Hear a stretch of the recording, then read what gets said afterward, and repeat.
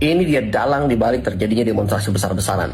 Ya, teman-teman, kita akan ungkap siapa dalangnya, tetapi kalian harus jawab dulu. Renungkan ini, apa kesamaan antara para pembuat kebijakan? 1. PPN 12% pada saat bulan Januari. 2. Premium oplosan dan kemudian tabung gas LPG. 3. Kasus nikel ya di Raja Ampat.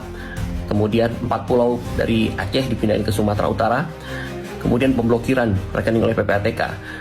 Tanah rumah nganggur lebih dari 2 tahun disita negara. Kemudian pagar laut yang diperintahkan presiden untuk dibongkar tidak jadi dibongkar. Dan sekian banyak masalah-masalah polemik yang muncul justru dari kebijakan-kebijakan ngawur. Apa kesamaan dari pembuat kebijakan ini? Mereka sama-sama termul.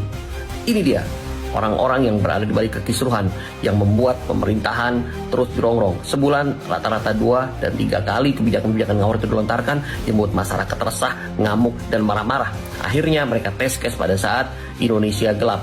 Pengerahan massa luar biasa yang sangat banyak, tetapi tidak ada narasi yang kuat dan jelas apa tuntutannya. Dan kemudian diberikan lagi, ditaburi dengan resep-resep yang makin membuat masyarakat marah. Kemudian digeser ke Pati sebagai lab untuk percobaan pertama. Bagaimana ketika dana yang harusnya mengalir ke daerah itu tiba-tiba berkurang, maka pejabat-pejabat daerah harus meningkatkan pajak pendapatannya, dan itu mengakibatkan kemarahan yang sangat luar biasa terjadi di Pati, dan ini hampir bergeser ke kota-kota dan daerah lainnya.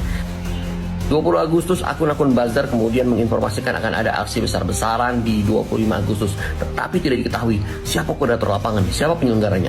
Bahkan sampai tanggal 24 Agustus tidak diketahui siapa yang kemudian mengomandani dari aksi massa ini. Baru tanggal 24 sore masuk surat-surat dari aliansi-aliansi mahasiswa untuk terlibat dalam aksi tersebut. Sebelumnya tidak jelas.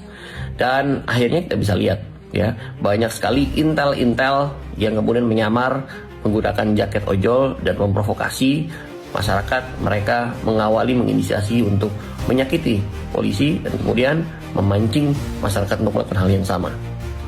Puncak kebiadaban itu terjadi pada saat 28 Agustus kemarin yang menewaskan satu driver ojol yang bernama Afan Kurniawan. Turut berduka cita sedalam-dalamnya dengan keberingasan Brimob yang menabrak dan melindasnya. Agar muncul stigma negatif ke pemerintahan bahwa di rezim ini terjadi pelanggaran HAM, maka harus ada korban. Dan ini didesain dengan sangat apik sekali, sangat disayangkan betul. Maka saya akan ingatkan kembali apa yang Bu Kony pernah sampaikan sebelum presiden dilantik. Prabowo hanya dijatah 2 tahun berkuasa, dan ini disaksikan oleh Rosan Roslani yang sekarang jadi CEO dan Antara. Artinya setelah dilengserkan 2 tahun akan ada Fufuwapa yang kemudian memimpin negara ini. Kalian ikhlas? Dan tenggelamlah isu-isu pemakzulan Gibran, ijazah palsu, korupsi yang melibatkan Nadiem Makarim.